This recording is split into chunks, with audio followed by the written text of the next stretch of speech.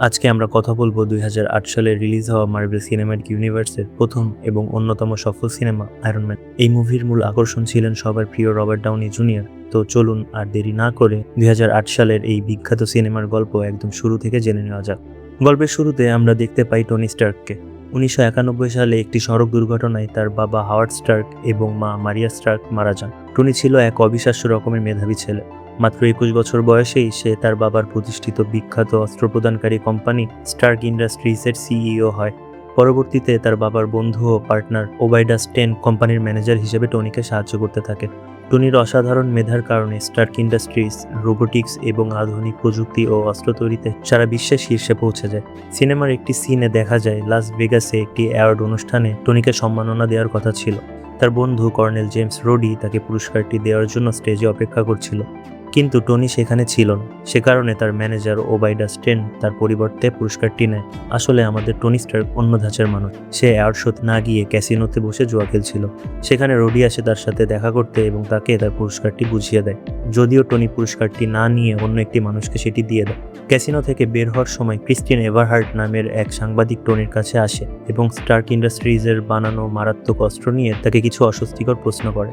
তবে টনি তা সহজেই এড়িয়ে যায় এবং সেই রাতেই ক্রিস্টিনকে নিজের বাংলোতে নিয়ে আসে। পরের দিন সকালে টনির পার্সোনাল অ্যাসিস্ট্যান্ট পেপার পটস সে এসে ক্রিস্টিনকে বিদায় জানায় এবং টনিকে মনে করিয়ে দেয় যে তার একটু পরে একটি মিটিং রয়েছে। এরপর টনি তার নিজস্ব প্রাইভেট প্লেনে আফগানিস্তানের উদ্দেশ্যে রওনা হয়। প্লেনে তার সঙ্গে ছিল তার বন্ধু রোডস। আফগানিস্তানে যাওয়ার মূল উদ্দেশ্য ছিল স্টার্ক ইন্ডাস্ট্রিজের নতুন তৈরি করা মারাত্মক ক্ষেপণাস্ত্র জেরিকো মিসাইলের একটি সফল টেস্ট বা ডেমনস্ট্রেশন দেখানো।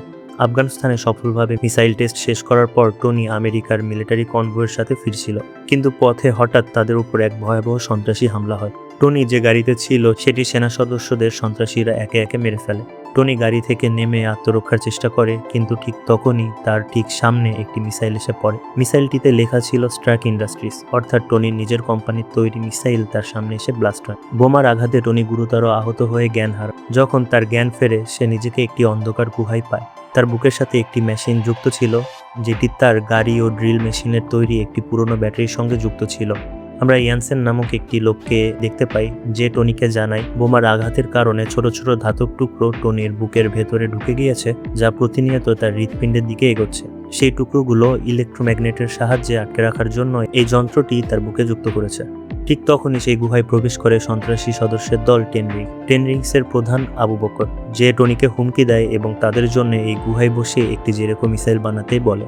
টনি প্রথমে রাজি হয় না, যে কারণে টনির উপর প্রচুর অত্যাচার করা হয়। পরে উপায় না দেখে টনি বোমা বানানোর প্রতিশ্রুতি দেয়, কিন্তু মনে মনে সে পালিয়ে যাওয়ার ফোন দিয়ে আটে। টনি এবং ইয়ানসেন মিসাইল বানানোর নাম করে ভেতরে গোপনে অন্য একটি মাস্টার প্ল্যান শুরু করে। গুহার মধ্যকার অল্প কিছু যন্ত্রপাতি আর মিসাইলের মেটাল ব্যবহার করে টনি ব্যাটারির বদলে একটি ছোট কিন্তু শক্তিশালী শক্তির উৎস তৈরি করে, যার নাম আর্ক রিঅ্যাক্টর।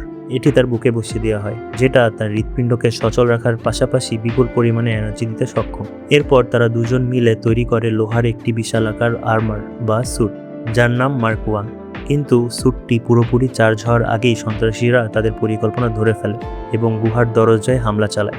কিন্তু এখনও সেই স্যুটটি সম্পূর্ণ কমপ্লিট হয়নি। টনিকে সময় দেওয়ার জন্য ইয়ানসেন একটি বন্দুক নিয়ে সন্ত্রাসীদের সামনে গিয়ে নিজেকে বলিদান দেয়। টনি মার্ক 1 স্যুটটি সচল করে এবং গুহা থেকে বের হয়ে আসে।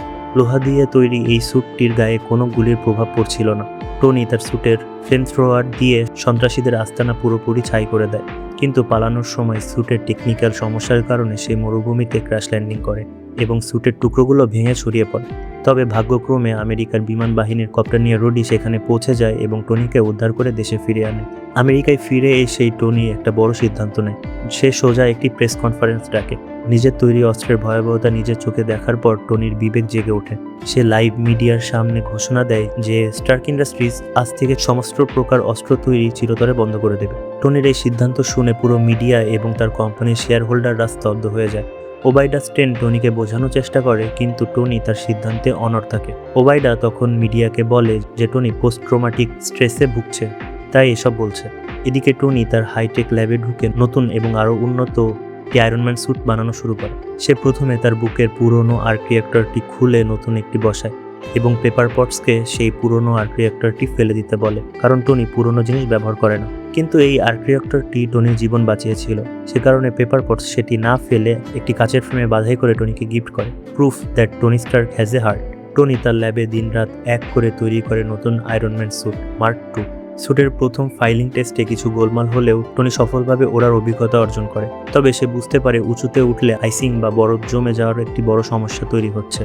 সেই সমস্যা সমাধানের জন্য সে স্যুটের মেটারিয়াল বদলে গোল্ডেন টাইটানিয়াম অ্যালয় ব্যবহার করে এবং লাল সোনালী রঙের স্যুটটি পেইন্ট করে। তৈরি হয় সেই ঐতিহাসিক মার্ক III স্যুট। এরই মধ্যে টনি একটি চ্যারিটি ইভেন্টে যায়। সেখানে সাংবাদিক ক্রিস্টিন তাকে কিছু ছবি দেখায়। ছবিগুলো দেখে টনি জানতে পারে যে তার কোম্পানি স্টার্ক ইন্ডাস্ট্রিজ এখনও গোপনে সন্ত্রাসীদের কাছে অস্ত্র বিক্রি করছে।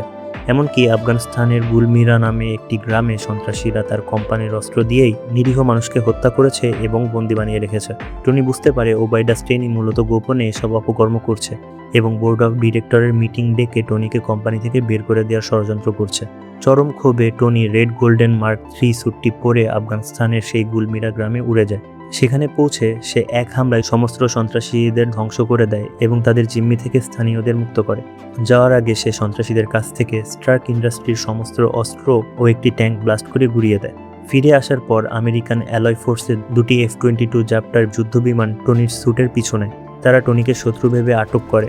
ফ্লাইং ম্যানোভারে একটি বিমান ধ্বংস হতে নিলে টনি নিজের জীবনের ঝুঁকি নিয়ে পাইলটের প্যারাশুট খুলে তার জীবন বাঁচায়। এরপর সে রোডিকে ফোন করে স্বীকার করে যে আকাশে ওরা সেই রহস্যময় বস্তুটি আসলে টনি নিজেই। অন্যদিকে আফগানিস্তানের সেই সন্ত্রাসী দল মরুভূমি থেকে টনির ফেলে যাওয়া মার্ক I স্যুটের ভাঙা টুকরোগুলো উদ্ধার করে। ওবাইডা স্টেন গোপনে সেখানে গিয়ে সন্ত্রাসীদের প্রধানকে মেরে ফেলে এবং সেই মার্ক I ডিজাইন ও টুকরোগুলো নিজের কবজায় নিয়ে নেয়।